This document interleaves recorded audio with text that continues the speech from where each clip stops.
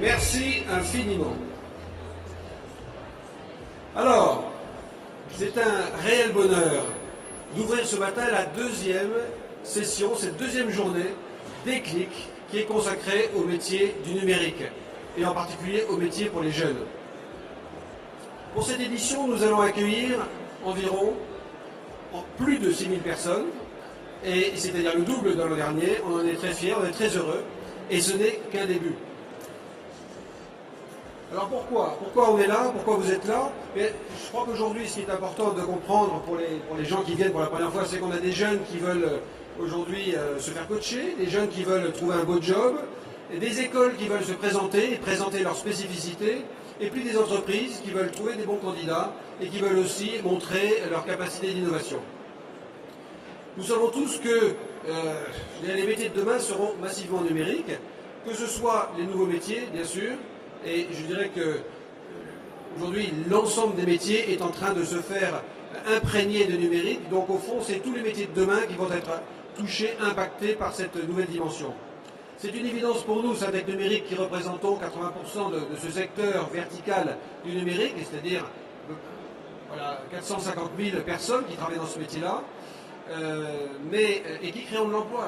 Aujourd'hui, le secteur lui-même crée 19 000, 2017, 19 000 emplois nets dans l'année, et il y en a 4 000 qui viennent de Pôle emploi, donc des gens qu'on a reformés au numérique. Donc c'est quelque chose de très important sur lequel il va falloir je dirais, accentuer, on en parlera tout à l'heure avec Monsieur le Ministre, mais c'est vraiment un sujet passionnant, la reconversion.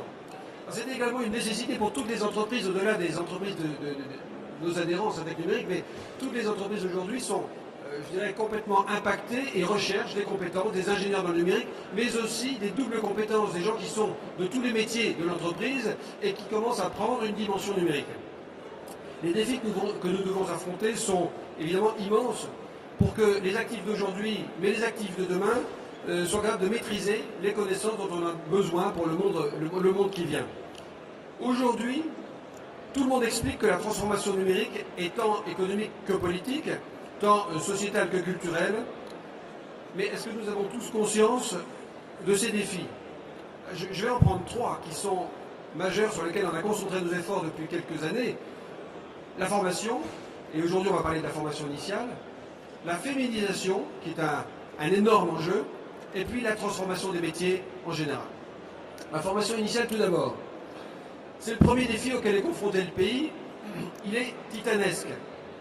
Il dépend de la mobilisation de tous, bien sûr, du public et du privé, de l'État et des régions, des entreprises et des organismes de formation, des écoles et des universités. C'est un enjeu qui est global à la fois et qui touche pour la formation professionnelle à nos écoliers, nos étudiants, nos lycéens, mais aussi la formation continue tout au long de la vie, je le disais tout à l'heure. Cette deuxième session est consacrée à la formation initiale et à l'accès au premier job. Depuis 2014, Syntec Numérique a fait un énorme focus et beaucoup de propositions dans le domaine de l'école, dans le domaine du collège et dans le domaine de l'enseignement supérieur. Et on est très heureux de voir par exemple que Cédric Villani a été chargé par le ministère de l'Éducation nationale d'améliorer l'enseignement des maths en France pour faire véritablement une grande nation des mathématiques, comme le disait notre ministre. Mieux former les enseignants, bien sûr, à cette discipline, mais apprendre aussi aux enfants à aimer les maths, à aimer le code, parce que c'est un formidable challenge pour le pays de Descartes, c'est quand même un paradoxe. C'est un défi à long terme et il y a urgence.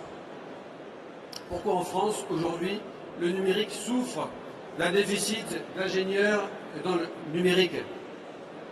Le manque d'information n'est pas la seule raison, même si c'est un sujet. Il y en a un autre, l'image. On a un gros travail d'attractivité de ces métiers qui doit être poursuivi, bien sûr, et au sein des établissements scolaires, au sein des territoires, mais aussi au sein des familles. Et c'est justement la mission de Déclic de montrer que les jeunes peuvent trouver des beaux jobs, des jobs qui sont bien rémunérés et dans lesquels ils pourront s'épanouir. Et quand je dis les jeunes, c'est pas seulement les garçons, j'en vois beaucoup ici, mais c'est mon deuxième défi, c'est aussi pour les filles. Et c'est un énorme défi de féminiser les métiers du numérique. Les chiffres sont éloquents. La situation en France est particulièrement alarmante quand on compare à d'autres continents, d'autres cultures. En Asie, où on a plus de 50% des métiers du numérique qui sont aujourd'hui féminisés. En France, on est à moins de 27%. Et quand on regarde les cursus scientifiques à l'école, on voit qu'au fond, au collège, les filles sont devant, largement devant dans les matières scientifiques. Quand on arrive dans les écoles d'ingénieurs, eh bien, elles sont plus qu'à 27%. Et dans les métiers du numérique aujourd'hui, les ingénieurs, femmes, sont moins de 15%. Donc c'est quand même dramatique d'imaginer que dans une explosion de créativité, de nouveaux jobs, voilà, ben, il y a 15% de ces jobs-là qui sont pour les femmes et le reste, ce sont uniquement des garçons. Donc c'est quand même très dommage et on a une telle carence de compétences que voilà, on est vraiment face à un défi qu'il faut relever. C'est une image stéréotypée, si vous voulez, celui de l'informaticien d'autrefois qui probablement n'attire pas les jeunes filles. Donc il faut qu'on fasse quelque chose pour montrer que voilà, on est attractif. C'est un blocage sociétal. Et ce qui est paradoxal, c'est quand même c'est une femme, Ada Lovelace, qui au 19e a imaginé les premiers algorithmes et les premiers programmes informatiques avant même l'ordinateur, qui a imaginé l'ordinateur pour pouvoir concevoir des choses qui existeraient un siècle après, ou en tous les cas 60 ans après. Donc voilà, je pense qu'on peut s'inspirer de ça pour se dire qu'il n'y a pas de raison que les femmes ne fassent pas carrière et n'entreprennent pas des beaux jobs dans notre secteur extrêmement créatif. Syntec Numérique porte cette cause depuis des années, à travers, je dirais, Femmes du numérique, qui est un très bon programme, et puis le Trophée Excellencia, qu'on remettra cet après-midi, avec Marie-Pierre Ixin, qui est la présidente de la délégation à l'égalité des chances à l'Assemblée nationale. Nous voudrions que 2018 soit l'année d'une grande cause nationale pour féminiser les métiers du numérique. Et nous portons ce projet avec un collectif d'autres organisations qui sont dans notre secteur, et pour faire que 2022, l'ambition est grande bien sûr, mais on soit à 50%.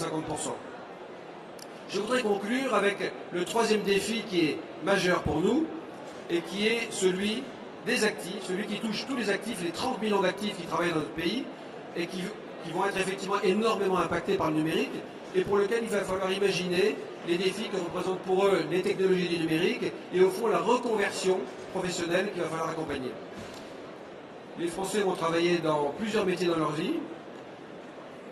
Aujourd'hui, ils en sont conscients. Il y a un sondage récent qui montrait que 85% des Français étaient conscients qu'ils allaient devoir opérer une reconversion professionnelle. Donc ça, c'est plutôt une très bonne nouvelle. Il n'y a pas de blocage de ce côté-là, la conscience est là. Le gouvernement fait le même diagnostic et on en est très heureux, puisqu'il vient de désigner un haut commissariat à la transformation numérique des compétences, voilà, la transformation des compétences, et puis qu'il est en train de lancer la formation professionnelle, la réforme de la formation professionnelle. Et là, c'est un système aujourd'hui dont on a tous conscience qu'il est inadapté, d'une part, et puis absolument pas dimensionné pour l'enjeu de 30 millions de reconversion. Donc le maître mot, c'est l'individualisation, ce qui signifie pilotage autonome par des personnes responsables de leur propre évolution professionnelle. Et nous devons dire au gouvernement, monsieur le ministre, que les acteurs de la formation professionnelle et le gouvernement, tous les acteurs doivent se retrouver sur ce projet qui est absolument crucial pour l'avenir des pays. Et d'ores et déjà, je peux vous annoncer que si aujourd'hui le déclic pour cette deuxième édition est concentré sur les métiers, sur les premiers jobs et sur la formation initiale, l'année prochaine, nous ouvrirons un volet qui va être la reconversion professionnelle et qui est un tellement grand enjeu. Assez parlé, nous allons accueillir ce matin notre ministre Mounir Majoubi, qui est secrétaire d'État auprès du Premier ministre en charge du numérique. Monsieur le ministre, merci beaucoup d'être avec nous.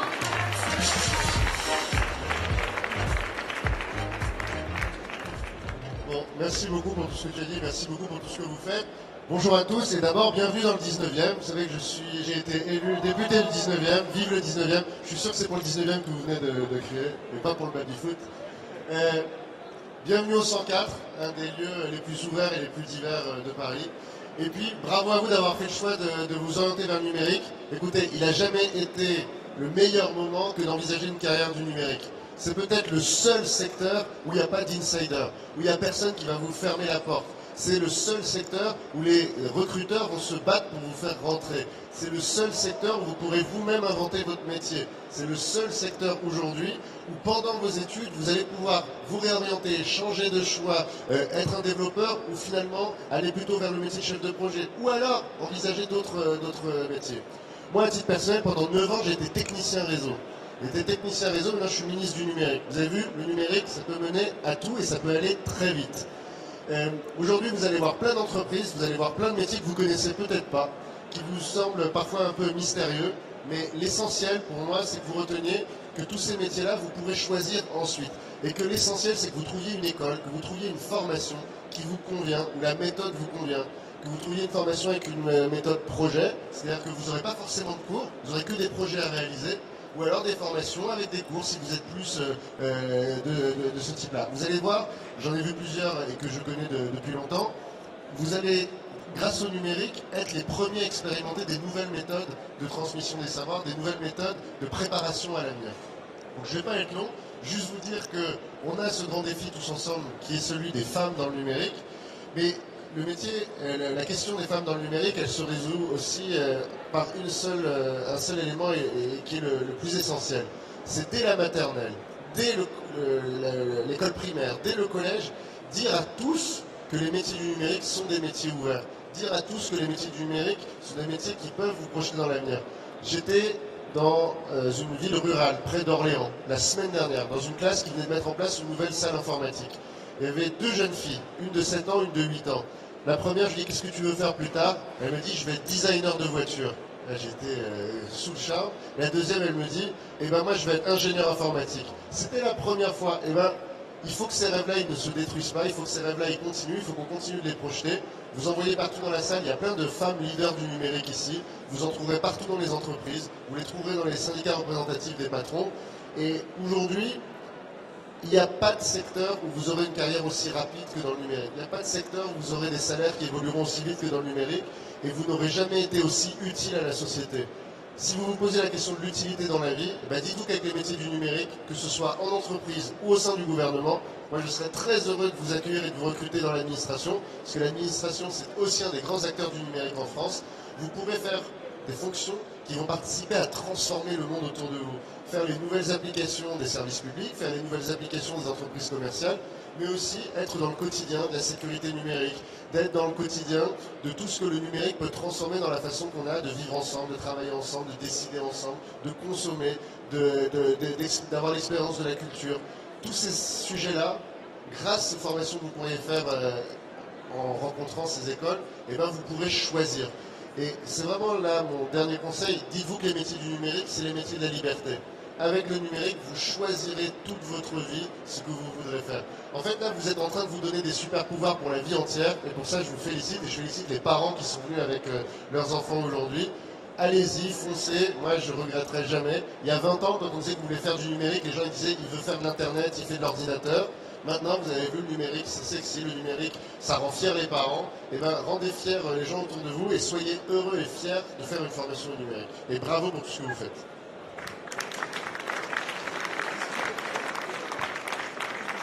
Merci beaucoup.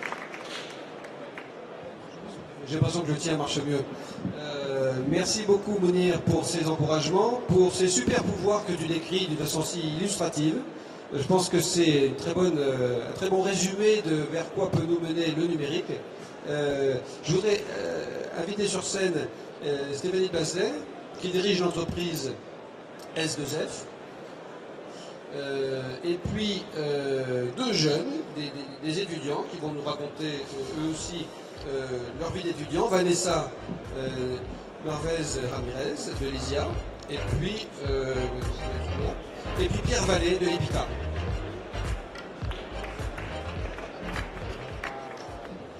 Est-ce que celui-là? Ça y est. Peut-être qu'on peut commencer avec une question à Stéphanie. D'abord, Stéphanie, j'ai compris que c'était la première fois pour toi de ta participation à Déclic. Oui, et tout à fait. Donc, je voulais savoir qu'est-ce qui t'avait amené à venir ici, comment tu perçois l'événement. Ce qui m'a amené, je pense que comme beaucoup d'entreprises ou de chefs d'entreprise aujourd'hui, à venir ici, c'est que notre plus grosse difficulté, c'est effectivement de trouver des compétences, des ressources et d'attirer des jeunes ou moins jeunes d'ailleurs dans nos entreprises. On manque cruellement de ressources. Donc quand Syntec Numérique lors du Tour de France, Syntec Numérique m'a présenté le déclic, on n'a pas hésité, effectivement, donc on a un stand de job dating parce que c'est notre plus grosse préoccupation aujourd'hui, le recrutement. D'accord, on a un job dating monstrueux, 20 000 jobs qui sont proposés. Mounir, qu'est-ce que ça te... Ça souligne le point que je faisais tout à l'heure. Vous vous rendez compte, 20 000 jobs alors que vous serez quelques milliers aujourd'hui. Vous avez chacun le choix entre 4 ou 5 jobs aujourd'hui. Alors pour ceux qui ont fini leur formation, qui sont en cours, vous avez vu, il y a de multiples possibilités. Je crois que tu pourras le confirmer. Dans ton entreprise, les gens peuvent bouger rapidement, faire les projets qu'ils aiment. Comment ça se passe, un jeune qui arrive chez toi? Alors, jeune ou moins jeune, mais je trouve que c'est, par rapport à la thématique d'aujourd'hui qui a été présentée tout à l'heure, nous on coche un peu toutes les cases. C'est que là, le dernier exemple en date, on vient de recruter une jeune femme qui, donc une femme, ingénieure réseau télécom, qui est tout juste diplômée en reconversion. Elle a été prof de langue pendant 15 ans. Donc c'est vraiment, effectivement, ça rejoint tout ce qui a été dit depuis tout à l'heure. Tout est possible et ce sont des gens qui sont passionnés. Alors, Vanessa, Esia, qu'est-ce que tu penses de ces super pouvoirs? Qu'est-ce que tu penses que Déclic t'illustre ou que tu savais déjà? Alors justement, je pense que c'est une occasion unique de pouvoir améliorer notre culture professionnelle concernant les différents métiers qui sont justement présentés aujourd'hui. Et c'est une chance unique de rencontrer les entreprises d'aussi près, de pouvoir parler, discuter avec elles directement et de discuter tout simplement. Moi, j'aimerais travailler dans le big data, donc plutôt créer des algorithmes et travailler plutôt dans le chef de projet aussi, ça m'intéresse énormément. Quel genre de boîte? Plutôt boîte de conseil, plutôt start-up, plutôt grosse boîte? Plutôt une start-up pour commencer, ou une ESN qui sont d'actualité, donc c'est quelque chose qui m'intéresse en tout cas. Merci Vanessa. Ce qui est fabuleux, et c'est ce que Mounir a illustré tout à l'heure, en fait on peut tout faire et on peut bouger, et c'est la beauté du moment exceptionnel auquel on se trouve depuis quelques années et encore pour de nombreuses années. Alors Pierre, toi tu es à l'EPITA, c'est la première fois que tu viens au Déclic, voilà. Comment perçois-tu l'ambiance et comment vois-tu ça pour l'avenir? Quelle envie ça te donne? Alors il y a une très bonne ambiance, donc beaucoup de monde, on va déjà commencer par ça. Moi, pourquoi je viens ici? Parce que il y a différentes activités qui sont proposées. Donc déjà dans un premier temps, on va y avoir des entreprises qui vont venir nous parler innovation. Et je pense que c'est important de pouvoir discuter avec ces acteurs majeurs parce que ce qui était d'actualité hier et ce qu'il est aujourd'hui ne le sera pas forcément demain avec toutes les avancées technologiques. Donc c'est vraiment une chance de pouvoir être ici, de parler avec des grosses entreprises ou des plus petites structures, des startups, et de comprendre leur quotidien et d'analyser leur type d'innovation à l'heure actuelle. Oui, d'accord. Pardon. Moi, pour l'instant, j'aimerais bien m'orienter dans tout ce qui est chefferie de projet et plutôt par rapport à la question de tout à l'heure vers des groupes comme la BNP avec qui je suis en contact. Donc vers des clients utilisateurs qui se transforment en fait, puisque le numérique il est partout, il est plus que chez les gens comme nous bien sûr. Voilà. L'innovation, il est dans les petites, dans les grandes, il est beaucoup dans les petites et les grandes travaillent avec les petites pour pouvoir s'approprier ou en tous les cas collaborer avec les petites pour avoir l'innovation. Donc je pense que c'est ça la beauté de la chose et il y a un mix qu'on n'a jamais eu. Est-ce que tu peux nous dire toi à quel moment tu as voulu et tu t'es dit que tu avais envie de faire un métier du numérique?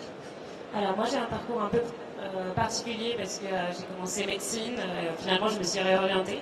J'ai eu envie de faire ce métier parce que ma mère aussi est ingénieure dans l'industrie et ça m'intéressait énormément l'informatique, le code. J'aimais beaucoup et le numérique également parce que je trouve que c'est des métiers d'avenir et que c'est en évolution constante. Et je trouvais ça vraiment intéressant l'évolution en fait et qu'on puisse faire pas mal de choses comme vous en parliez. On peut devenir chef de projet, être plus dans le management et avoir aussi le côté technique aussi m'attirer. Donc c'est pour ça, c'est la polyvalence d'un ingénieur qui m'a beaucoup intéressée. Est-ce que vous comprenez des jeunes ou des particulièrement très jeunes qui se disent que c'est pas pour eux et qui se sont construits plein d'idées sur pourquoi c'est pas pour eux le numérique? Je peux le comprendre car il y a beaucoup de stéréotypes qui sont faits et je pense aussi que c'est beaucoup de méconnaissances par rapport au métier justement parce que le numérique ça peut être très vaste et on n'est pas forcément au courant de tous les métiers auxquels on peut accéder en fait. Et je pense que c'est peut-être ça la méconnaissance surtout de ce genre de... Et c'est pour ça que ce genre d'événement est très important aujourd'hui pour aussi se construire nous-mêmes un projet professionnel et ça peut nous aider vraiment à le construire. Ce qui est génial avec vous deux, c'est qu'il y a les deux opposés. Si vous voulez faire plutôt d'ingénieur big data dans une start-up, vous voulez être super chef de projet dans une très grosse boîte. Ce qui est intéressant avec le métier du numérique, c'est que vous pouvez faire tout ça et tout ce qui est entre les deux. C'est-à-dire que vous pouvez faire un ingénieur informatique dans une plus petite boîte qui va les conseiller eux, ou alors qui va passer 5 ans chez vous et qui va venir 5 ans dans une start-up et qui ira peut-être ensuite finir sa carrière là-bas, ou qui la commencera là-bas, qui viendra ici, que vous travaillerez ensemble, que vous leur fournirez peut-être un produit qui transformera l'entreprise. Dans le numérique aujourd'hui, il n'y a aucun schéma établi. Si vous avez une passion pour la liberté, je le répète encore une fois, c'est la meilleure des filières. Et en plus, on dit la filière numérique, mais il n'y a pas de filière. En fait, c'est plein de métiers différents, c'est plein de sujets différents, mais c'est quand même une intelligence commune. C'est une passion pour la curiosité, c'est une passion pour aller loin. Vous n'êtes pas tous obligés de devenir des ingénieurs du code. C'est-à-dire que ça, il faut aimer ça. Et tu l'as dit, toi, tu l'aimes. Ça, moi, j'ai aimé ça aussi. Après, on peut être passionné de sécurité informatique. Donc, c'est plus une analyse sur les réseaux, sur la façon dont on peut protéger, la façon dont on peut créer une architecture de sécurité. Mais ça peut aussi être autour du produit. Parce que le chef de produit il construit les produits et les services. Et on peut aimer ça. Mais on peut être aussi de l'autre côté sur le design. Et tout ça, c'est les métiers du numérique. Donc, il faut vraiment vivre ça dans une variété ouverte. Toi, à l'hôpital, tes camarades et tes collègues, ça se répartit comment entre ceux qui veulent être des types ingénieurs et ceux qui veulent être plutôt dans la chefferie de projet? Alors nous, on a la chance de pouvoir se spécialiser en 4e et puis après en 5e année dans différentes majeures. Donc ça se répartit, enfin, c'est assez mixte en fait. Il y en a qui veulent partir dans la sécurité assez rapidement, d'autres dans l'intelligence artificielle, le big data, et d'autres dans la chefferie de projet, le conseil en général. Donc c'est assez ouvert et chacun trouve sa voie. Et c'est ce qui est vraiment bien dans cette école. Toi, c'était à quel âge que tu as eu envie? Moi, c'est très jeune. J'ai très vite eu un ordinateur entre les mains. Mon père est également ingénieur en informatique, justement. Et du coup, c'est lui qui m'a orienté vers l'hôpital, justement. Donc il y a eu la prépa et ensuite j'ai découvert vraiment une passion pour ça au fur et à mesure. Les autres profils, bah nous, donc on est une vingtaine de personnes avec des profils très très variés, puisqu'en fait on conçoit des solutions smart, des réseaux de communication smart, que l'on installe également. Donc on a des profils de gens qui vont sur le terrain et qui installent, donc plus, on va dire, presque bâtiment, mais à qui on demande quand même d'avoir quelques connaissances et compétences réseau, parce que quand on va installer une borne Wi-Fi, c'est quand même bien de savoir lui mettre une adresse IP et de savoir un peu de quoi on parle. Donc c'est difficile justement, parce qu'on a des profils qui ont besoin d'être mixtes, variés, avec des compétences assez larges, donc il n'y a pas d'école qui forme à ça.